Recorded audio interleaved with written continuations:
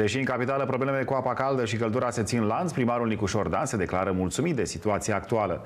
Edilul a dat câteva explicații despre lucrările care vor fi în continuare efectuate și speră ca până la începutul anului viitor să termine cu datoria pe care o are către companiile de energie. Acum suntem bine și o să apară avarii, există echipe care lucrează la ele. Sperăm să nu se întâmple avarii majore. Nicu Șordan este mulțumit de situația actuală, deși recunoaște că sunt probleme în continuare. Da, azi stăm destul de bine. Mi-aș dori ca situația de azi cu situația de azi să trecem prin iarnă.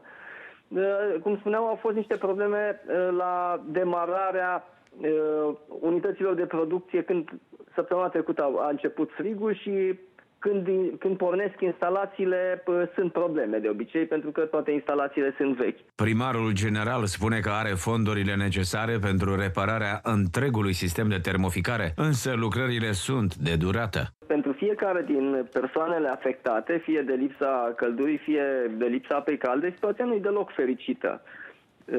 Și sunt conștient de asta, însă trebuie cu toții să privim în perspectivă și să vedem de unde vine situația asta. Ea vine din lipsa de finanțare a acestui sistem zeci de ani și acum în sfârșit punem banii și în sfârșit facem acele lucrări, numai că din păcate ele durează până când o să schimbăm conductele care urmează care trebuiau schimbate de acum 20-30 de ani. Deci, în esență, noi am schimbat anul ăsta undeva 25-27 de kilometri de rețea. Am urmărit acele puncte pe care știam că se produc avarii. Nicu Șordan a cerut ajutor de la guvern pentru plata unei datorii de 600 de milioane acumulate la Termoenergetica. Peste noi a căzut o criză energetică. Da? Deci banii pe care noi anul ăsta am plătit 1.450 de milioane de lei, cu 500 de milioane de lei mai mult.